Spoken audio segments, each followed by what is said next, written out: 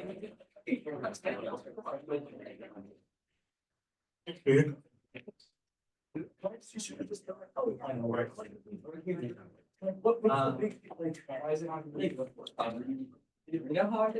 everybody, I think I'm gonna try to get started here. Welcome. I hope that the start of your week number 6, is it? You notice how I'm already counting it down? I do that pretty much after the 3rd week. I'm already like, weeks. I'm not that miserable, I promise. No, but anyway, I hope that you're all doing well so far and having a great day and a great week. I did get those homeworks graded. It took me a little extra time because I had to grade a whole stack of exams and I needed to decompress for like 24 hours after that before I could even think about doing any more grading. So I got them graded. Most of that happened yesterday. It was not without a few problems.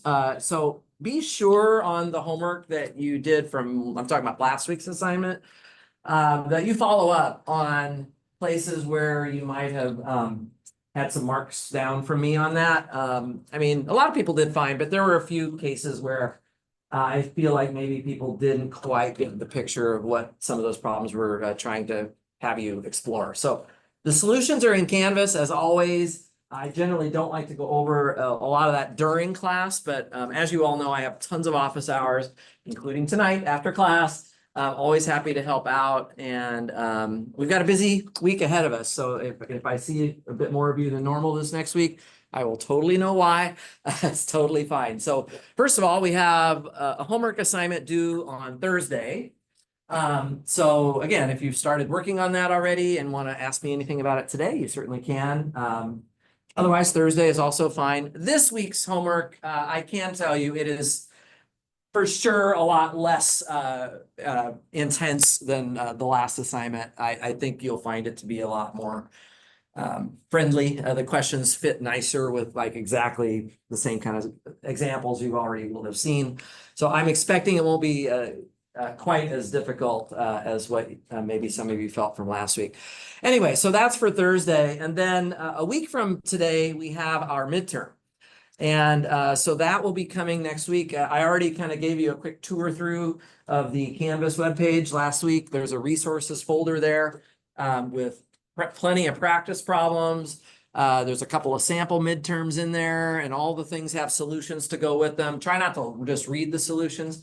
But once you get done with Thursday's homework for the rest of the next 7 days, the main thing you're probably going to be doing for my class anyway is trying to get ready for the exam by going into that resources folder. There's also a review session, a document that has some problems that I actually am going to be solving on, what days did I say? Friday and Monday.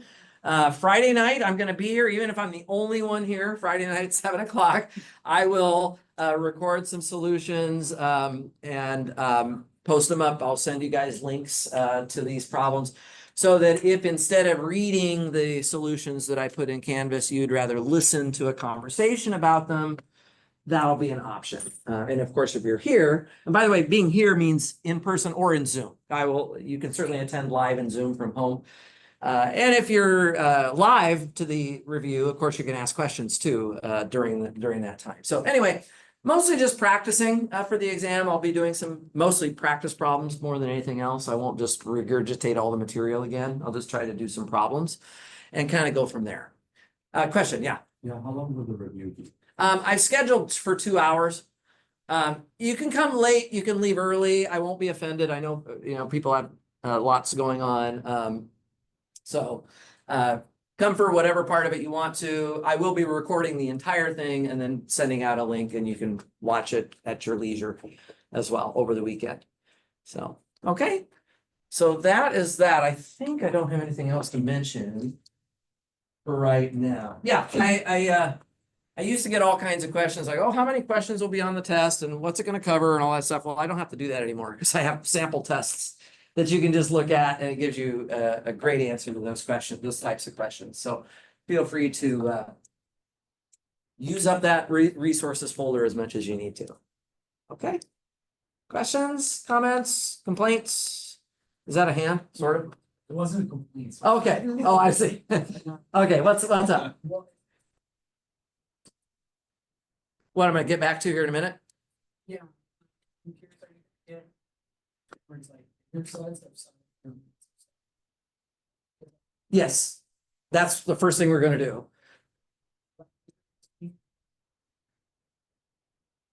Yes. Yep, there's a more general version of this. By the way, I forgot to also ask, did you guys all watch that little 20-minute video that I asked you to? I mainly did it because I wanted you to be able to start the homework a little bit earlier. If you didn't watch that video, I looked at the assignment and you probably couldn't have done more than like one problem. But then once I did the video, you could actually do more than half of the problems, I think. There's still a few things that we need to cover today that'll be on the homework for Thursday, but at least now I don't feel quite so guilty about it.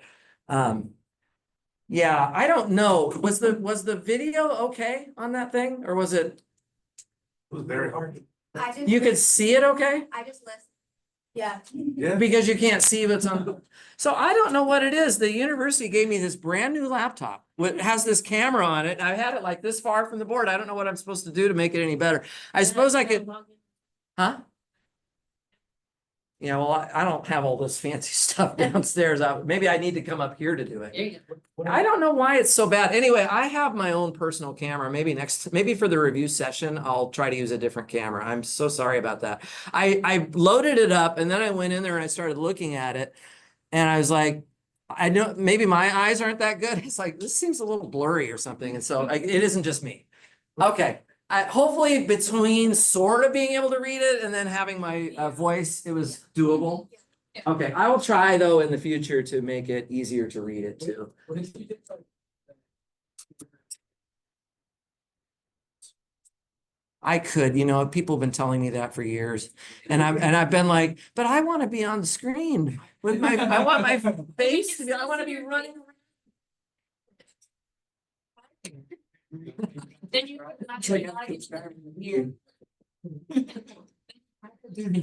This one, I could totally do that.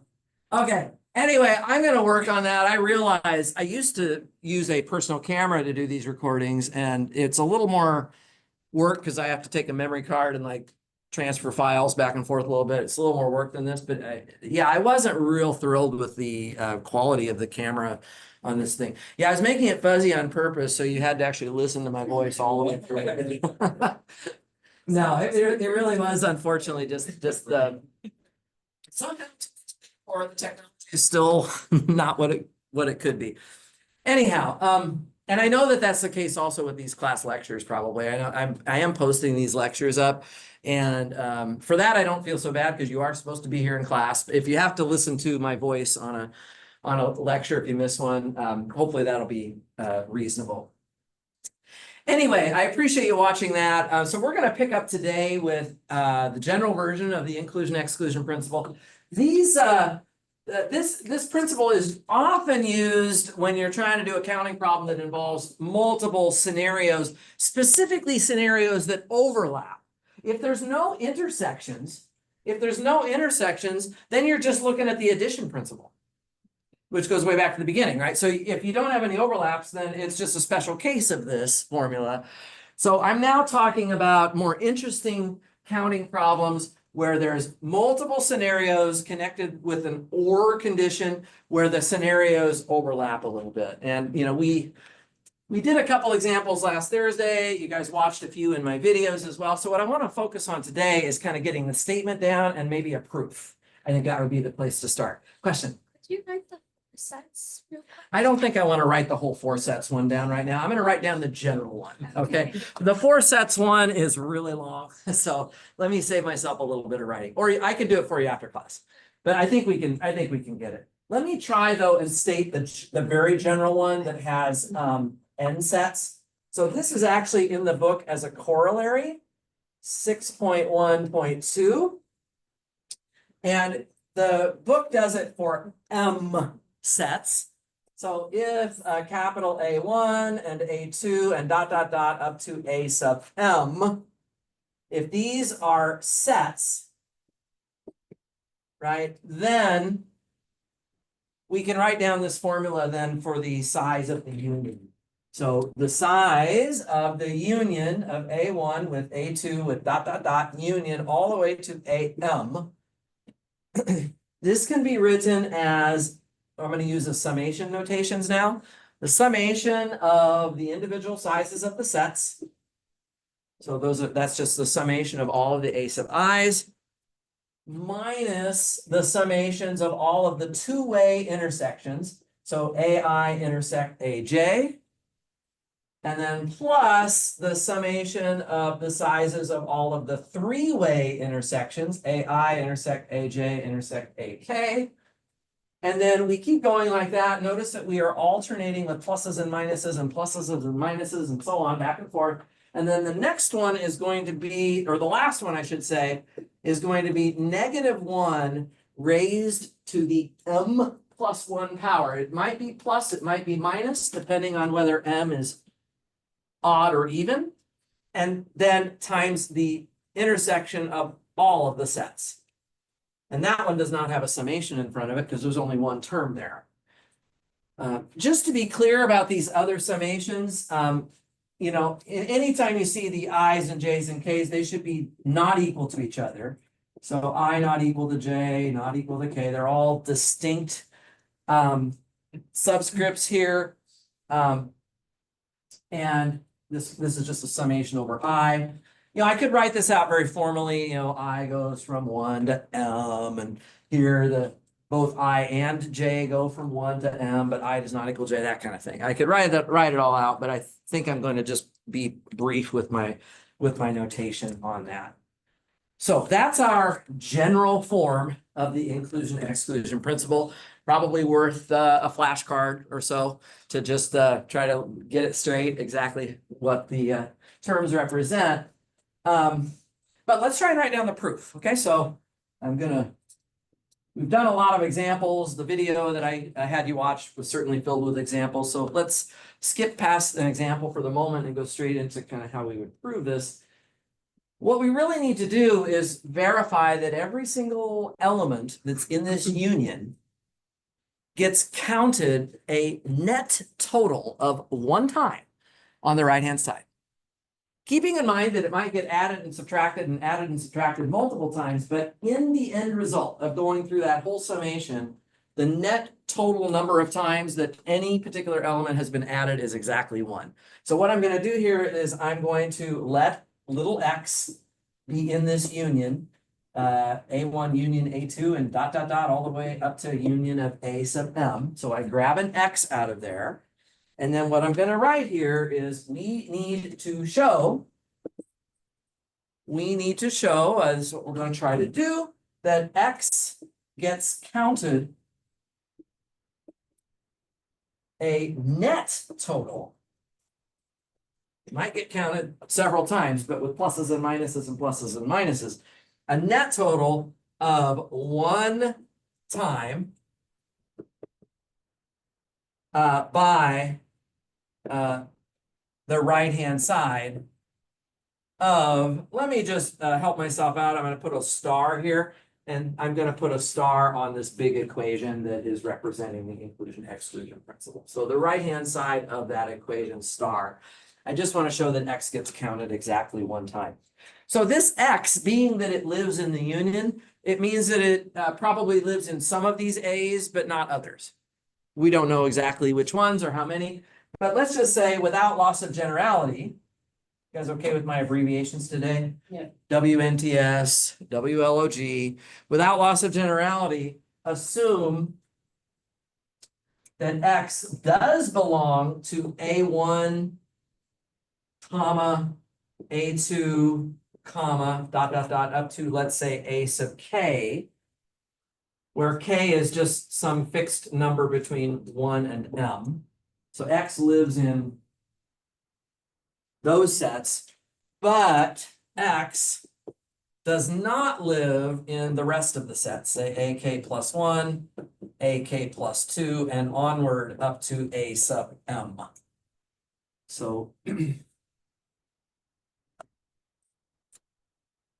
if k is actually equal to m, then x actually belongs to all of the sets, and then there would be no sets that it was excluded from. But I'm renaming my sets so that x lives in the first batch of them and doesn't live in the second batch of them. I'm kind of organizing them in that way. if that makes sense.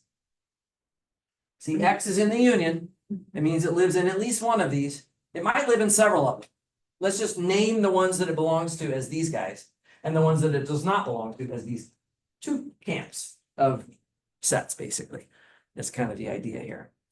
Okay, so then let's figure out where the X is getting counted. In the first summation, X is going to get counted, is going to contribute once to each of these sets, because you're adding each of them up individually, right? So let's just write that down. Note, X is counted.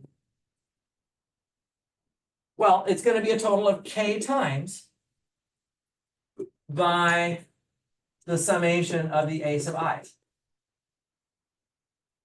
That first summation, it's going to be counted K times, and that means it adds K to the total. Then we're going to start subtracting it out. So X is counted. Can somebody tell me how many times will the X get counted in this double intersection summation? Like how many of these double intersections will have the X being counted in them?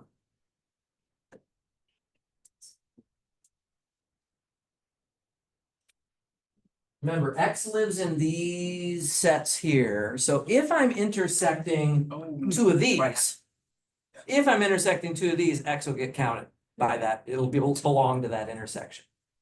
So the question is how many terms, how many of these two-way intersections are there that has among these K sets? Okay, choose two, right? You're choosing two of these sets, right? And you're making one of your terms that you're intersecting here as a two-way intersection. It's K choose two. So it is counted K choose two times by the two-way intersections of AI intersect AJ, and again, I not equal to J. So two-way intersections like so. Okay, does that make sense? You with me? Okay, all right, great. Is everybody okay? Let's do the third summation. How many times is the X going to get counted by the three-way intersections? It's K choose three, right? Because I'm going to say, well, how many ways can I pick three of these sets? Remember, we're not putting them in order, right? A1 intersect A2 intersect A3 is the same as A2 intersect A1, A intersect A3, right? And which is the same as A3 intersect A1 intersect A2. So the IJK doesn't matter what order they're in, we're just choosing them. Choose three of these sets, intersect them together, X will be there, and it'll contribute to that particular term. So K choose three times by the summation I not equal to J not equal to K of AI intersect AJ intersect AK, the size of that. Okay, and we keep on going like that. I'll go ahead and for the record, let's write down the very last one. We'll go dot, dot, dot. X is counted in the very last, well, X, of course, unless X is in all of the sets, it will contribute nothing here. Right. The last time that X will actually get counted, or the deepest into this right-hand side that the X will actually get counted is when I intersect all of these together. I can't, if I do any more than that, X will get left out, because if I include any of these sets in my intersection, X isn't there. With me? Okay, so what we would have to say here is K choose K times by, and what this would be is, well, it's literally, we can write it down, A1 intersect dot, dot, dot, all the way up to A sub K. And this will be that particular term may have a plus and may have a minus. So I just want to be, well, I guess I just say it like that. It's counted one time, K choose K is one time by that intersection. Okay, so now we just have to get the net total. Some of these are with plus and some of them are with minus and so on. By the way, I realize I've done a little bit of a bad thing here. I hope it's not throwing anybody off. I'm using the K to represent like the subscript of the AK in this intersection, which is not the same as the K that's sort of fixed down here. Is that a problem for anybody? No? Okay, good. If it is, just We can hash it out later. Come by my office, we'll go to battle. No. Anyway, hopefully. So the total net number of times X is counted is, I'm hoping it's only counted one time. That's hopefully what we're gonna find. But it's counted K times, and then we subtract it, K choose 2 times, and then we add it, K choose 3 times, and we go alternating like that, and eventually we get the last one, which is, it literally is just K choose K, either with a plus or with a negative. I'll go ahead and write K choose K here. And that's with either a positive or a negative, depending on, you notice that the ones that are being subtracted are the 2-way intersections and the 4-way intersections and the 6-way intersections, right? In other words, when K is even, we would like to be subtracted. And that's why this exponent is K plus 1. Because if K is even, then K plus 1 is odd. -1 to an odd power is a minus sign. And so this is what we end up with here. And so now the question is, what in the world is this expression? Well, I'm going to show you. If we're okay. Let me just recall for you here. Everybody remember the binomial theorem? Yeah, we do everything in this class. It looks like it. Yeah, in order. This is an expression involving the binomial coefficients. Something tells me that this binomial theorem might be useful, right? So x plus y to the n, I'll just recall here that this is the summation. Now let me get a different letter so I don't throw myself off here. I'll use L. So the summation L going from 0 to n of n choose L times x raised to the n minus L times y to the L. So we could go ahead and do that. And what I'm going to do now, guys, is I'm going to let x equal 1. And because I would like to create a summation that is alternating, I better use a negative as well. I'm going to use y equals -1. So we don't have to do any fancy calculus like you did on the homework, the most recent homework where you had to take a derivative or an integral or something. No, just plug in values for x and y. On the left, when I plug in 1 and -1, I get 0. And on the right, what I'm going to get is a summation L going from 0 to n of n choose L, and then -1 to the L. And let's just write out what some of these terms are. When L is 0, I just get n choose 0. And when L is 1, I would get minus n choose 1. And then when I plug in L equals 2, I get plus n choose 2, and alternating like that. And the last term would be plus -1 to the n times n choose n. Okay? And I'm going to change that n to a different letter now. I'm going to change it to K. Let's change it to K. So let's just do that. Back over. We're almost done with the proof, guys. I just have to convince you that all I'm trying to do right now, if anybody's lost what I'm doing, I'm just trying to convince you that this thing in the box right here is 1. That's all I have to convince you of. So to do that, I'm going to take the n and replace it with K. Replace n with K. So I have 0 equals K choose 0 minus K choose 1 plus K choose 2, and alternating and so on. And then the last one was -1 to the, is that, the n is replaced by K, so this would be K times K choose K. Do folks see how to make that look like the thing in the box? All you got to do, sorry? You need a +1? I don't think so. This n right here, I'm just changing it to a K. Yeah, that's all good. It's all good. But it does raise a question because I see a +1 here. So how's that going to happen?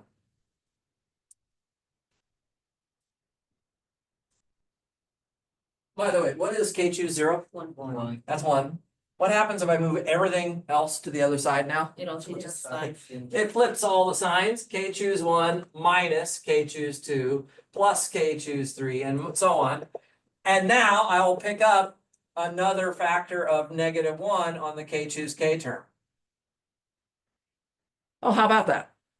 It's exactly the thing in the box on the left side.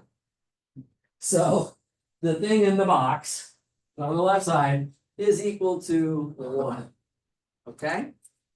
What do you think? That makes some sense? So let's just write this down. So X is counted 1 time. It makes a contribution of the +1 into the total size of the unit. That's right. That's right. Okay. I will be honest. Before I'm honest, I will answer your question. Would you be able to go from there just to the? That around. You could, yeah. I mean, I'm being a little bit detailed here. You could probably much more quickly just make that observation. Do you mind explaining one more time how you get the K+1? This one here? Yeah. Oh, well, sure, there's K factors of -1 here. When I subtract it to the left side, remember you're changing the signs of all the terms one more time. So this K choose 0 stayed here, but this K choose 1 picks up another -1 when it moves to the left side, which turns it into a +1. This K choose 2 switches to a minus. Right, they're all flip-flopping signs. How do I make this term flip-flop signs? Well, I throw another -1 in front of it. And so if I had K powers of -1 and I throw one more in front of it, now I've got K plus 1 powers. Thank you. I get more. Yeah, good point. What do you think? All make sense? Generally, I will be honest with you, you don't need to remember this formula like all this bit messy notation, because usually if you're doing a real world problem, like the ones in the video that you watched, you don't really have to remember the details. You just have to remember that you alternate. In fact, that's the way I explained the 4-set intersection in the video. You just alternate between adding and subtracting, depending on how many sets you are intersecting. And that's the easiest way to remember it. This is not a formula that should hopefully be stressing people out too much. Shouldn't be too bad. Okay? Awesome. Okay, so we got the general inclusion exclusion formula, which now means that I can move on to something else really fun, which is the subject of derangements. Let me come over here. I think I'd like to start a fresh board. So, like I said, I'm not going to do any direct examples right now of the inclusion exclusion principle. But it is still going to be very relevant to what's coming next here. So let me talk about section 6.3, which is about derangements. Kind of a fun topic. If I'm honest, this is one of my favorite things. Derangements. Derangements, a mathematical term, okay? And I like to introduce the idea of derangements with a famous problem. And it is it's the famous hat check problem. Okay, so we're going to be checking hats. So I'm going to call this the hat check problem. It's a famous problem in combinatorics. And here is what it says. At a party of n people, each with a hat. So you have this party that you're going to, and everybody comes in wearing a hat, and they have to check the hat at the counter. The clerk collects everybody's hats and puts them in the back, and then at the end of the party passes all the hats back out to everybody, but does so randomly. And the question becomes, how likely is it that nobody would get their own hat back? Okay, that's a derangement if nobody gets their own hat back. So let's write this down. Each with a hat, a clerk collects all of the hats. Okay, and I guess we could say this in a slightly different way. In how many ways? In how many ways can the hats be returned? So at the end of the party, everybody's going to get their hat, is going to get a hat back. In how many ways can the hats be returned so that no one gets their own hat back?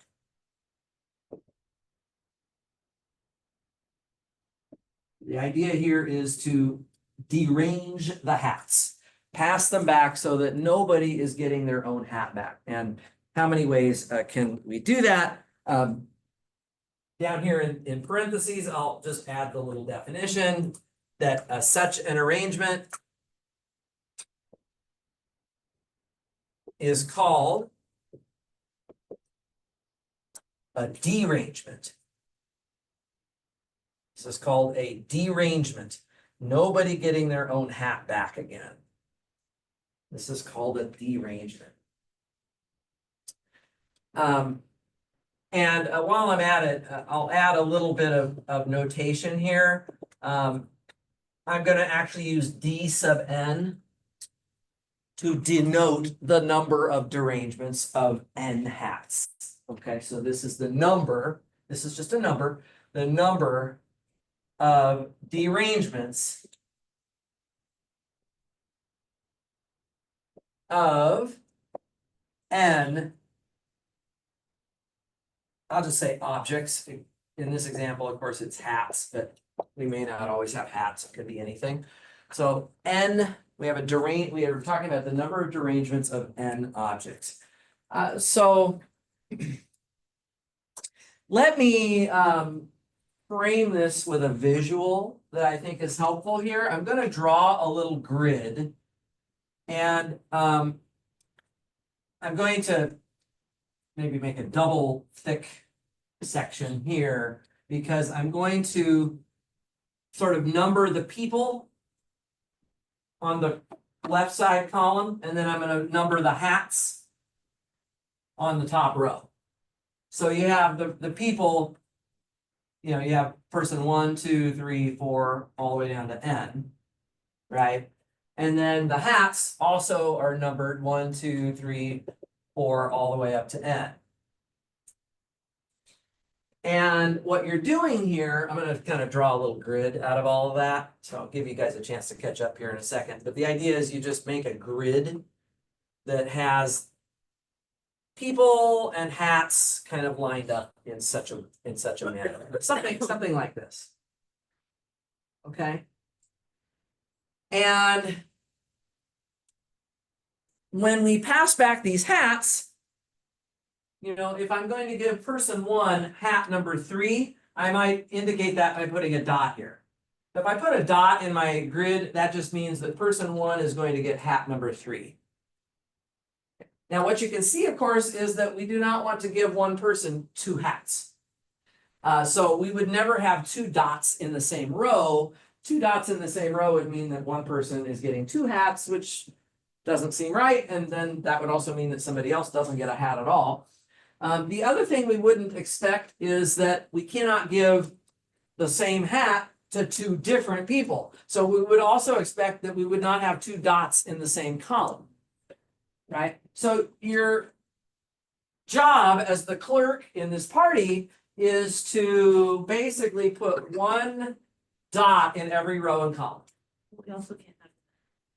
Right, so I'm coming to that. If we don't think about any constraints here, we just want to pass back the hats any old way, then I sort of have, this is kind of like that non-attacking rooks on a chessboard problem, right? You just can't you can't choose 2 rooks in the same row or the same column. Same thing here, you know, in the first row you have n choices for which hat the first person gets back. And then in the next row you have to pick a different column. So the second person has only n minus 1 choices.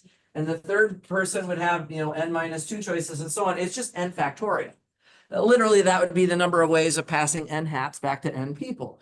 But we have an extra constraint now that so the answer is not going to be n factorial because I have to block off the fact that I'm not allowed, if I'm doing a derangement, I'm not allowed to give the first person their own hat or the second person their own. I'm assuming the hats are numbered according to which person owns them, right? So you go like that, and so you have blocked off the diagonal, as Amber was saying. The diagonal of this picture gets blocked off. So now we have a new problem. The new problem is, how many ways are there to put a dot, exactly one dot in every row and every column, but avoiding the x's? Avoiding the x's. Okay, that sounds like subtracting violations from n factorial, right? If there were no constraints, we would have n factorial ways of distributing the hats, but now there are a bunch of violations. Let's see if we can write down formally how we could set this up. So I'm gonna do that now. It's kind of a neat problem, isn't it? Let's see if we can do this. So the strategy for d sub n is going to be that we're going to try to take n factorial and subtract violations. This is how we're going to hopefully come up with a formula for d sub n. Yes, question. Or if there was no violation, it would just be n. So why wouldn't this be like n minus 1 factorial?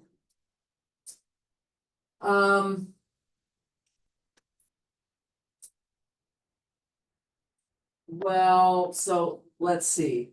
I guess let's start over here. Okay, so I agree. The first person, you have n minus 1 choices for which hat you give them. Yeah. But then let's go to the second person. The way I've drawn it right now, there would be n minus 2 choices because I can't give them their own hat and I can't give them the hat that I already gave out.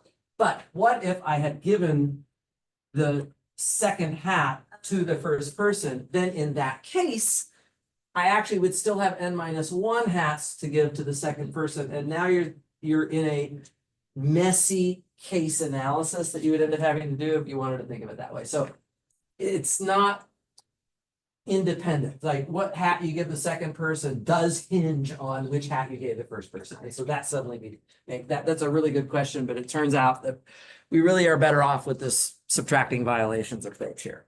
Okay, so let's talk about what kind of violations we would have. So what I'm going to do here is I'm going to create some sets. How convenient. I'm just going to call them A1, A2, A3, and so on.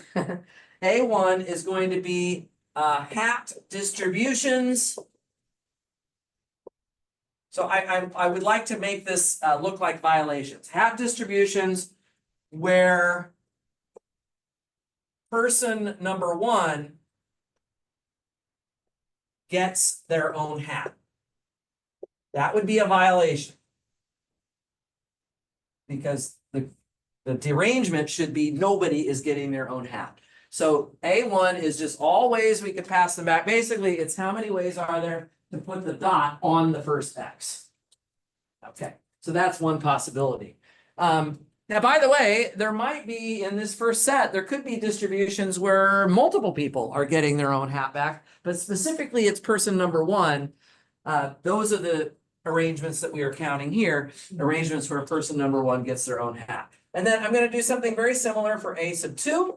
This is just, I'm going to do ditto symbol here, guys. It's just distributions where person number 2 gets their own hat, and we just keep going like that all the way down to A sub n. And this would be hat distributions where person number n gets their own hat back again. And those are all of the violations, aren't they? If you have a violation, it must be that somebody got their own hat back, which would be one of these sets that would reflect that distribution. So in fact, we can now conclude that the derangements, d sub n, the number of derangements, is going to be n factorial minus the violations, but what is the violations? The violations is going to be the union or the size of the union of those n sets. That's going to constitute the violations in this case. And we just got done explaining how that union works, right? So it's kind of still on the board except with an M instead of an N. But what we can do is kind of start feeding this in, right? So D sub n here, this is going to be n factorial minus. Okay, so now what we're gonna have to realize is we're subtracting the union. So all of these signs will be reversed. Like we'll be subtracting this term, then we'll be adding this term, subtracting this term over there. Everything's gonna get switched around. So what are we going to have here? Let me just write it out first. I think this might be the best way. So we're gonna subtract the one-way terms.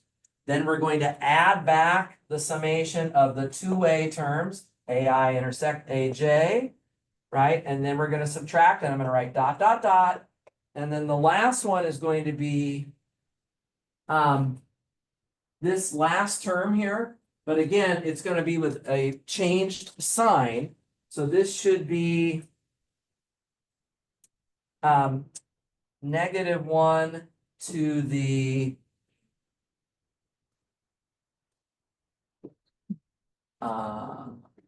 n plus 1? No, No, n, right? N.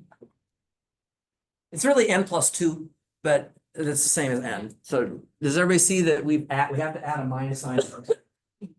This was positive, now we're subtracting it. This was subtracted, now we're adding it. So these are alternated signs. So that m plus 1 becomes an n, and then we have the size of the intersection of all of the sets. By the way, there's only one. The intersection of all of the sets would be everybody gets their own hat back, which would be only one way to do that, which is that you put a dot all the way down the main diagonal. Yeah, so this is what we should have.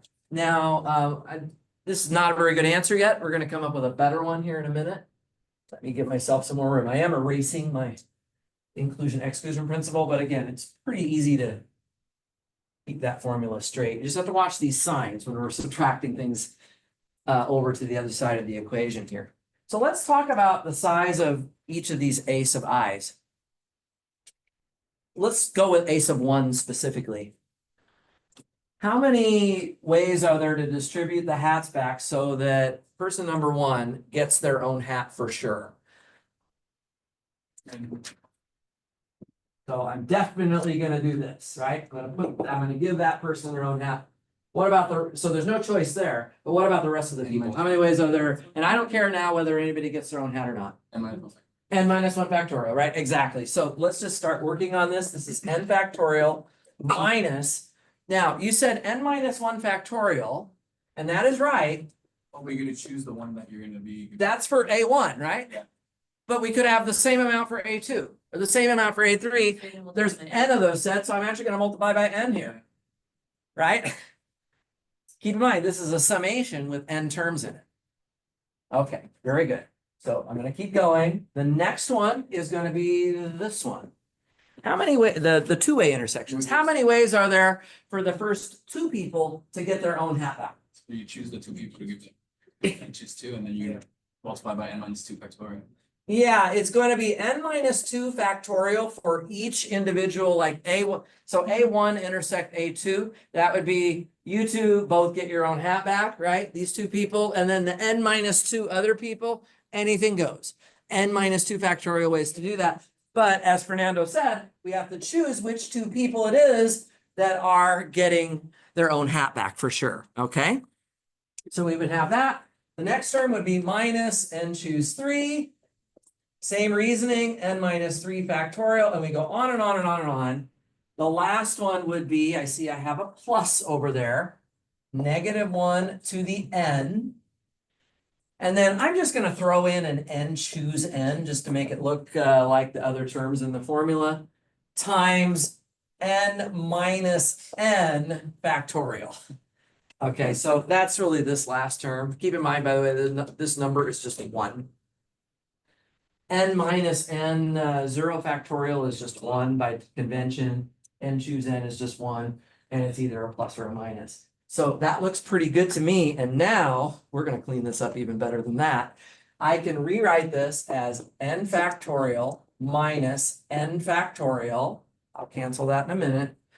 But on this n choose 2, I can think of that as n times n minus 1 divided by 2. Right? So just kind of remember n choose 2, that's n times n minus 1 divided by 2. If I take the n and the n minus 1, I can combine them with the n factorial, and I just get 1/2 of the n factorial there. Okay, and then, so that's that term. The next term is this one. N choose 3 is really n times n minus 1 times n minus 2, all divided by 1 times 2 times 3. You see this? This is so neat, isn't it? You're going to get an n factorial, but then down in the front, you're going to get a divided by 3 factorial. Okay, and we keep going. The next term would be 1 over 4 factorial times n factorial again. And we keep going, dot, dot, dot, dot, dot. The last one would be -1 to the n times, well, I can think of it as n factorial divided by n factorial. The last term would just be written that way. And the beauty of this, my friends, is that every single term has an n factorial in it. I can factor it out. Factor it out, n factorial times the quantity, 1 minus 1 factorial plus 1 over, actually, let's write that, I'm so sorry. I'm gonna write this as 1 minus 1 over 1 factorial. I know that's a little weird. That's just equal to 1. But I'm just trying to make all of these terms look the same. The next term is plus 1 over 2 factorial, and then minus 1 over 3 factorial, and we go dot, dot, dot like that, alternating. The last one is minus 1 to the n over n factorial. And that is the formula for d sub n. Let me write d sub n here. Again, this is the formula that we've just derived for the number of derangements of an n element set. And this is actually a theorem in the book. So let me just give you a reference for those of you who are following along with the book. This is theorem 6.3.1. It's the formula for the number of derangements of an n element set. Just to see if this makes a little bit of sense, let's just plug in some small values of n and see if we get anything reasonable out of it. If I had only one person, how many derangements would you expect there to be if there was only one person? It's impossible, right? If you have one person and one hat, then of course you have to pass that hat back to that one person again. So that would be, let's just check the formula, 1 factorial times 1 minus, and now if n is 1, then we literally just get minus 1 over 1 factorial. Well, that is 0. That seems reasonable. There is no way to create a derangement with just one object. Okay, what about how many derangements of 2 objects would you expect there to be? So I have 2 people and 2 hats. I either have to give them both the correct hat or I have to derange the hats. There should be only one way to do this. Let's check it. 2 factorial divided by 1 minus 1 over 1 factorial, but then I'm letting n equal 2, so I have to add 1 over 2 factorial to that. And if you do the simple math on that, you will get 1. You will get 1 out of that. And the one way is to just give each person the opposite person's hat, right? D3. So imagine we wanted to derange 3 hats. So maybe over here we could try to, here's the 3 people. We can see, well, how many ways could we do it? The first person can't get their own hat. So maybe they get the hat that goes with the person number 2. And if I do that though, then person number 2 has to get the hat from person number 3. Otherwise, person 3 would get their own hat. So this has to be a 2, 3, and 1. That's a derangement. The other choice would be to give the first person the 3rd hat. But then you can't give the 3rd person the 1st hat, or the 2nd person would get their own. So therefore you have to put 1 here and 2 here. That's it.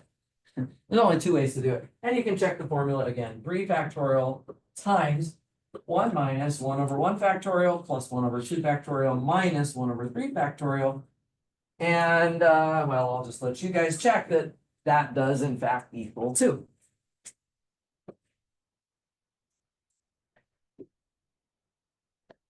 Yeah, so, because basically you have 1/2 minus 1/6, which is 1/3, and 1/3 times 3 factorial is 2. Okay, great. So you can keep going like that. I won't write them all out, but if you want to have a little fun with it, you can check that as soon as you go up to 4 hats and 4 people, there's actually 9 different derangements. I did write them all out on my sheet. It's not bad to do that. But that's the famous hat check problem. So now there's something actually really cool we can do with this, which is you might be asking, like, what's the probability of a derangement? Out of the n factorial ways that you could pass back the hats, what's the probability that you pass back a derangement, right? So just as a quick little note, the probability, got a few probability takers in here, right? The probability of a randomly chosen permutation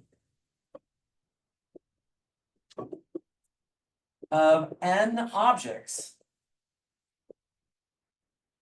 being a derangement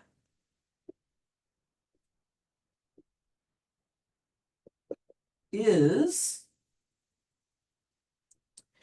well, of course, we know that to find the probability of something, you take the total number of the total size of your sample space, as they call it, which would be all possible permutations. There's n factorial of those, and then we would like to know what fraction of those are derangements, right? What would be the likelihood of a derangement, the probability of a derangement? So you form this fraction, and you can see that if I take d sub n and I divide it by n factorial, I can get a very explicit expression for it.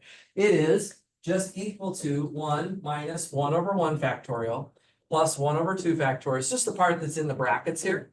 Plus, finally, the last term, -1 to the n divided by n factorial. This would be the probability of a derangement. Whoops, I don't need that bracket there.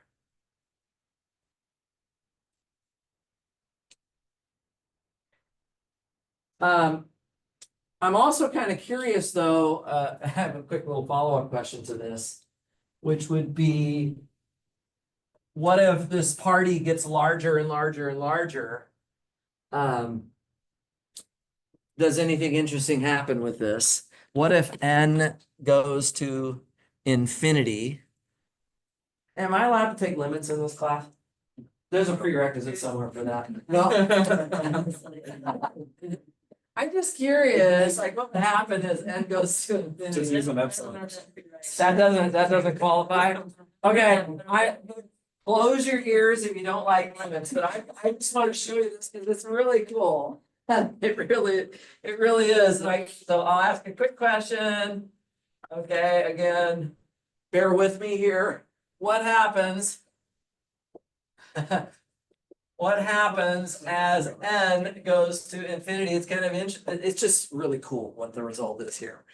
Because we don't get, like in combinatorics, you're sort of assuming everything is whole numbers, right? You see it here, derangement, 0, 1, 2, 9, right? These are just whole numbers. And so many times when we're doing counting problems, of course, we expect the answers to be nice whole numbers. Now, of course, as soon as you turn it into a probability question, now you're talking about fractions of whole numbers, right? But you really don't expect to get something that's irrational out of all of this, right? You would expect, at least if we're dealing with whole numbers and quotients of whole numbers, that we would get only rational answers. But watch this. Watch this. I'd like you to recall. So the answer to this is very cool. I would like you to recall. Oh, I love this stuff, guys. I really do. This is like the best part of my week. I just love being in here talking about math. That there is a power series expression that you have seen before for a function called e to the x. Anybody ever heard of that? No. No. We'll have a little sidebar about the calculus here. So e to the x, it actually has what's called a Taylor series or a Maclaurin series, and the expansion, which I hope that somebody showed you somewhere along the line, is this formula here. One, e to the x is 1 plus x squared over 2 factorial plus x cubed over 3 factorial. And of course, this is actually an infinite series. Okay, so we have an infinite so-called Maclaurin series or Taylor series for e to the x. And I actually feel like this expression here for the probability of a derangement could actually be the result of plugging a number in for x over there, right? And you can kind of see what's going on is if I plug in x equals -1, right? I'm going to get this alternating pattern that we see right over here. So in particular, e to the -1, let's just see what that is. That would be 1 minus 1 plus 1 over 2 factorial minus 1 over 3 factorial plus 1 over 4 factorial and alternating. Of course, now I'm going dot like so. And that's exactly what these terms are doing here, right? It's exactly what's happening. 1 minus, this is really 1 over 1 factorial plus 1 over 2 factorial minus 1 over 3 factorial and so on. And so thus, my friends, d sub n divided by n factorial as n goes to infinity, if we let n go to infinity, so we don't stop, we don't terminate the sum here, but we just go dot the way we are doing there, it actually approaches e to the -1. And e, as you know, is an irrational number. It's approximately 2.71828, something like that. It turns out if you bust out a calculator, you can get an approximation of about 0.37. So isn't that bizarre? It is about 37% of the time, if you have a huge party, right? Imagine you're at the Super Bowl or something, and everybody's checked a hat, right? At the end of the Super Bowl, there's about a 37% chance that nobody would get their own hat back again. Right? So that's pretty amazing. I kind of like the analysis that's coming in here, the limit calculation. Yeah, Fernando? when you were talking about how we're always getting a whole number, Yeah. I was actually thinking about that. Why is it that?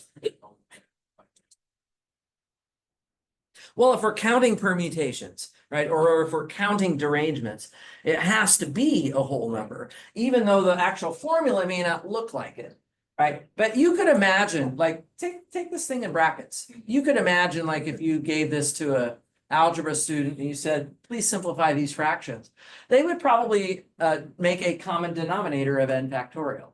And then that n factorial would cancel with this n factorial, and you would only be left with the numerators, which is just a whole bunch of whole numbers. So it actually is not as, even though it's expressed as a fraction, I think it would be reasonable to view that as being something that's going to be a whole number. Okay, everybody with me? So far, so good. I know I'm doing a lot of talking today. We'll do group work on Thursday. I just want to make sure I get everything covered by today. And there's one more topic I want to get into with you guys here, which is related to what we just talked about with derangements. What if there are different constraints on the hat check problem? So the hat check problem is saying specifically person 1 shouldn't get hat number 1, person 2 shouldn't get hat number 2. So the diagram, I've already drawn it up here once, but the diagram was basically you X'd out the main diagonal and said you can't put a dot on the main diagonal. But what if the constraints were different? What if person 1 wasn't supposed to get maybe all 3 of those hats, and person 2 wasn't supposed to get those 2 hats, and person 3, maybe this person has no constraints, right? What if we do a checkerboard with X's in different positions that are not just the main diagonal, right? And I ask you the same question. How many ways are there to put a single dot in each row and column, but now you have to avoid the X's? And the X's are not just nicely lined up down the main diagonal, you see.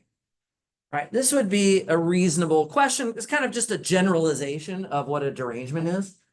And this is a related topic. It's actually in the next section. I hope nobody thinks I'm going too fast. We're going to another section here. This is called permutations, because that's what we're doing, permutations with forbidden positions. Permutations with forbidden positions. So there's just certain off limits distributions here. So let me actually write out an example in detail here, a real example. And like I said, there are a couple of homework problems on this topic for Thursday, as well as we're going to do a group work on Thursday to practice this. But here's the example. How many permutations of the set 1, 2, 3, 4, and 5? So I'm going to take 5 numbers this time. How many permutations are there of 1, 2, 3, 4, 5 such that, how many permutations of 1, 2, 3, 4, and 5 are there such that 1, 4, and 5 are forbidden from the first position? So in the first position, you cannot put a 1, a 4, or a 5. And then we're gonna have an additional constraint. 1 and 3 are forbidden from the second position.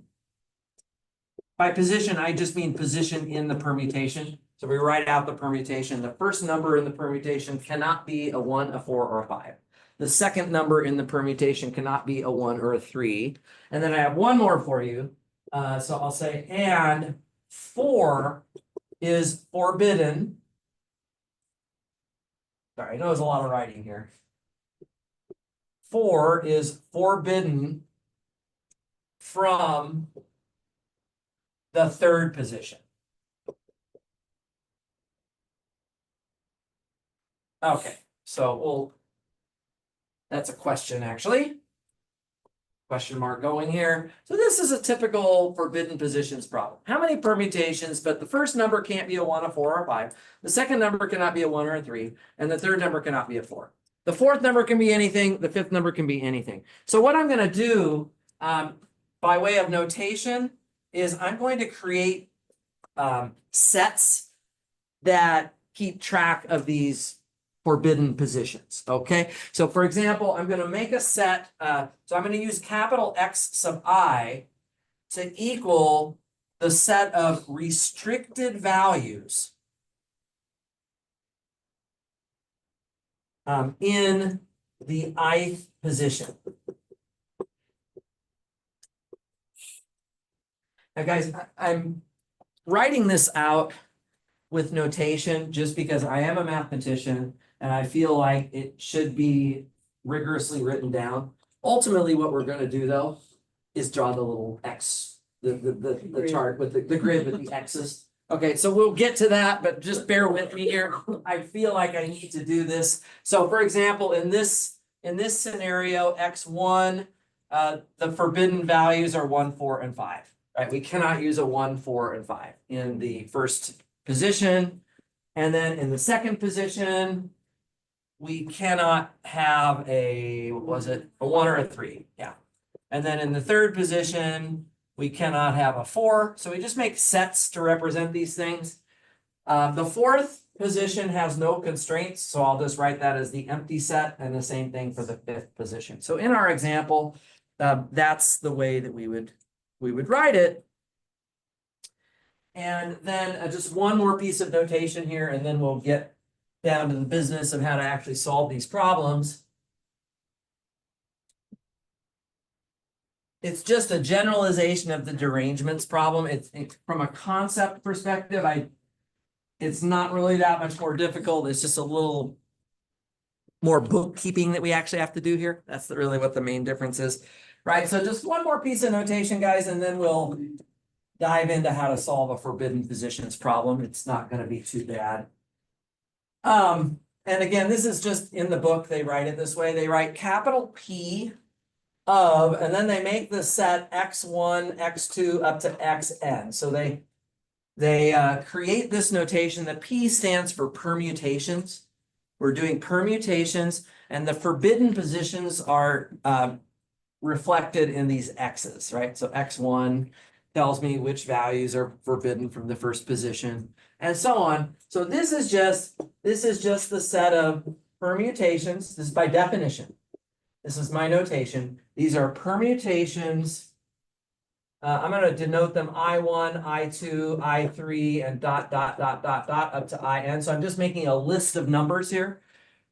Right, a permutation is just a list of numbers. This is not a multiplication. These are just the permuted numbers from 1 through n. It's just 1 through n in some order written down as a permutation. But this is such that whatever you wrote down in the J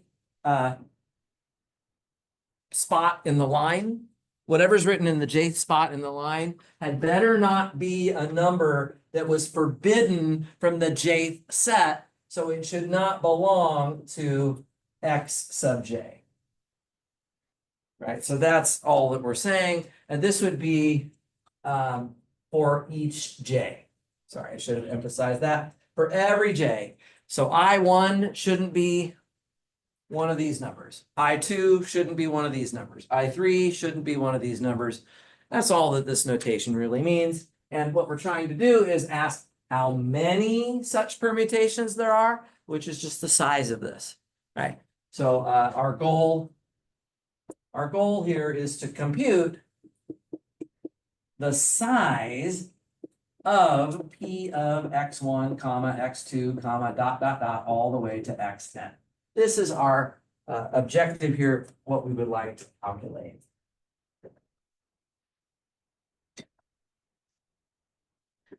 So what we might do,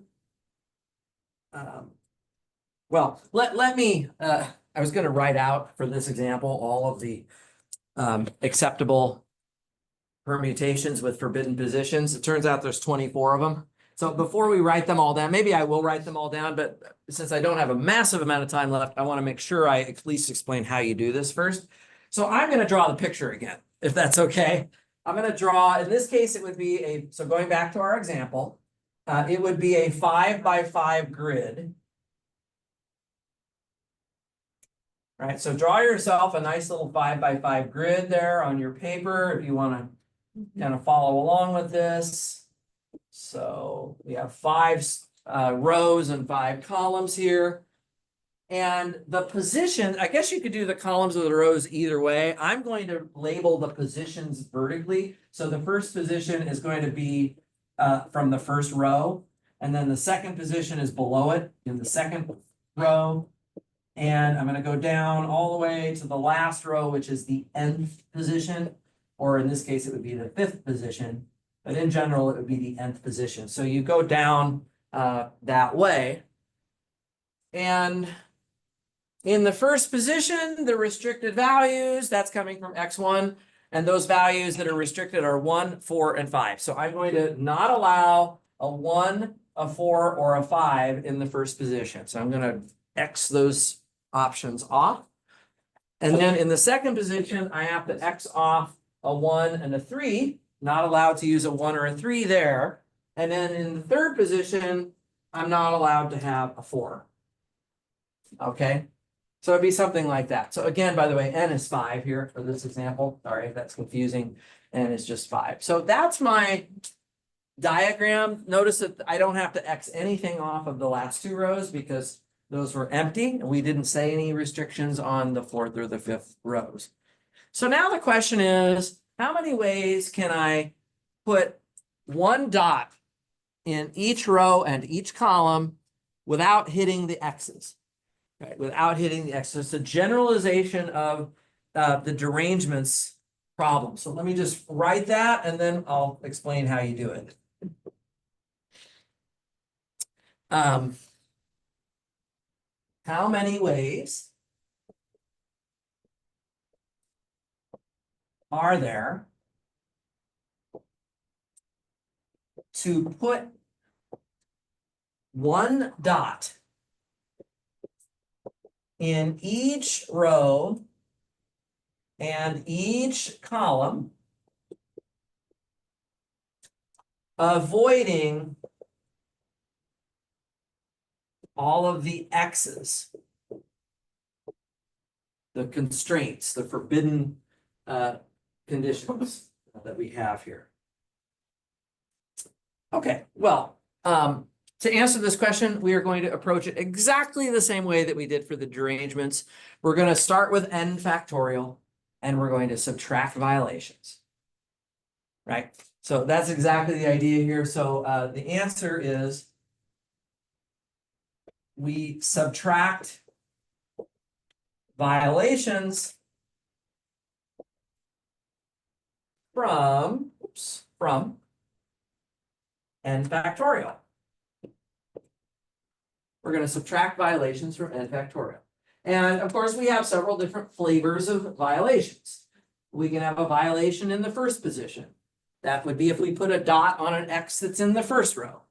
We have violations of the second position, which would be putting a dot on an X that's in the second row, and so on. So again, just like we did with derangements, I'm going to let capital A sub I be, and this is going to come into inclusion exclusion again, as you probably have already guessed. This is going to be the set of permutations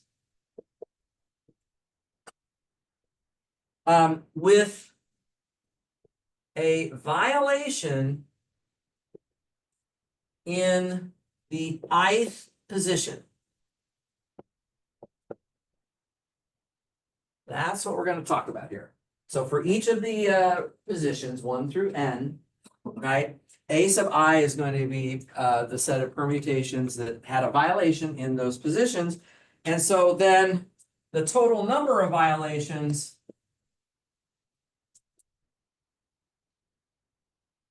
okay, nothing surprising here. It's exactly what you would expect. The total number of violations, of course, a violation would just be a violation in any of the positions.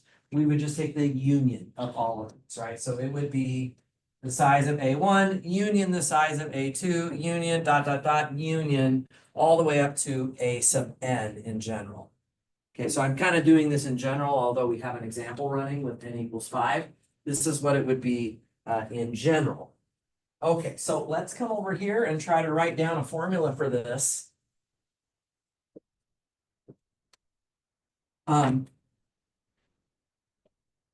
You can already see where this is going. We're going to have like intersections of these violations, and you're going to have to come over here and look at your picture and figure out, well, how many ways can I have like violations in multiple rows at the same time? That kind of stuff. So I'll show you what I mean. So let's just do this. Total number of violations is just that. Sorry, the union of that. So the number of permutations that are subject to these restricted values, that's the size of E of x1 through xn, is simply n factorial minus this union. A1 union A2 union dot, dot, dot up to A sub n.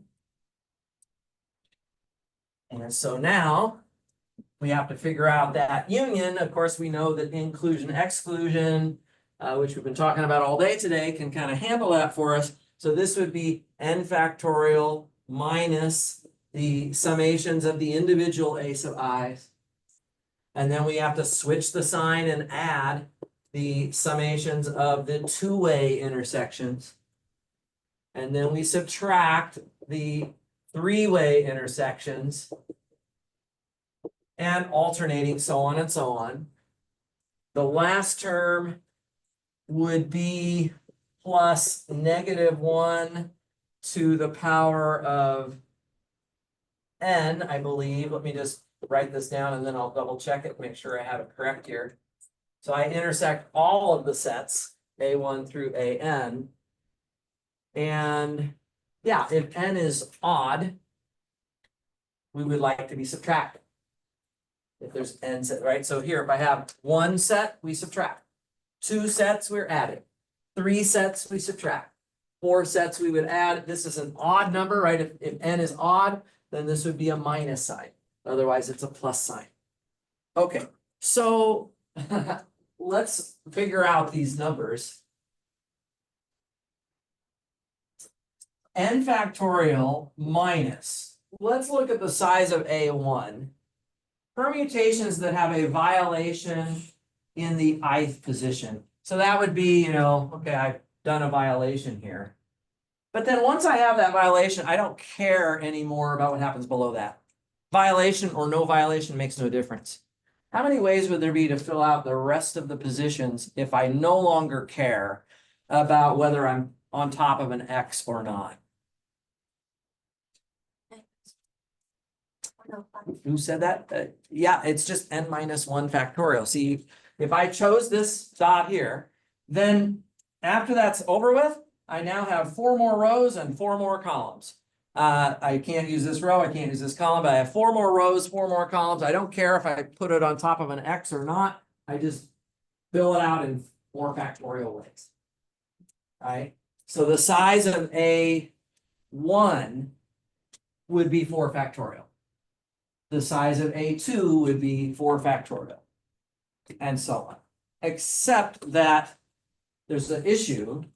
So I misspoke. The size of A1 is not really 4 factorial. It's 4 factorial times the fact I could have chosen that spot or that spot or that spot, right? For each of those choices, I have the 4 factorial, right? Once I'm done with the first row, I have 3 choices to screw up the first row, right? And then below that, I have n minus 1 factorial ways to fill out the remaining rows however I want. So I am going to imagine that every one of my sets is going to have an n minus 1 factorial, right? So I'm going to do an n minus 1 factorial, but it's not just n of these sets here. I have what I'm going to call R1 ways of creating a violation in each of the rows. Okay, I'll write it down in a second. Okay, I'll explain what the R's are in a moment. And I realize I'm not gonna have time too, so I'm gonna have to make this quick. The second, I'll come back to this next time and we'll discuss it some more and we'll practice it.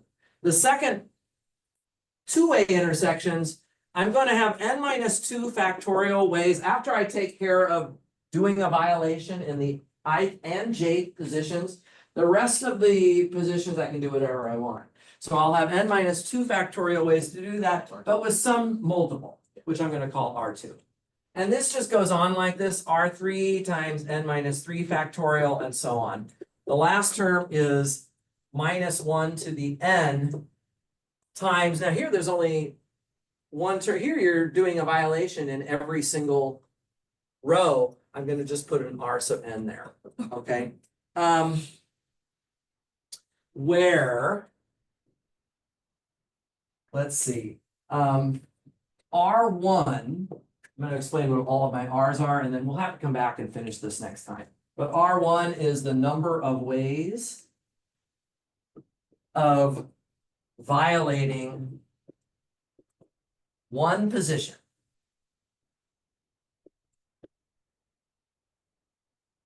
So you can either violate position 1 or position 2 or position 3. And how many ways are there to do that here? Actually, what that ends up being is just, well, there's 3 ways to violate the first position. There's 2 ways to violate the second position, and there's 1 way to violate the third position. So how many ways are there to violate one of these 3 positions? Well, there'd be 6 ways. It's just literally it's just the the size of x1 plus the size of x2 plus the size of x3 and so on, dot, dot, dot. It's just the number of x's. That's the number of ways of violating one position. And then R sub 2, just wrap this up. R sub 2 is the number of ways of violating 2 positions. So that means you might violate something in the first and second row, or the first and third row, or the first and fourth rows, two of them, basically. You pick two of the positions and you count those violations. And so on, R sub K is the number of ways of violating K positions. Okay. This, I'm gonna have to come back to this because I am out of time. I think I'm out of time. So what I'm gonna suggest here, guys, is the last two problems on the homework for Thursday involve this. So if you're not quite sure you understand what these R's are, I will explain that in the first 15 minutes on Thursday, and you have till midnight on Thursday to do those problems. It won't take. Try to do the rest of the homework as best as you can, and then those last two, you can wait till next time. I'll come back and we'll explain this next time. Is that okay? All right, I'm gonna let you go. Sorry to keep you a little late today, guys. I just wanted to get that on the board.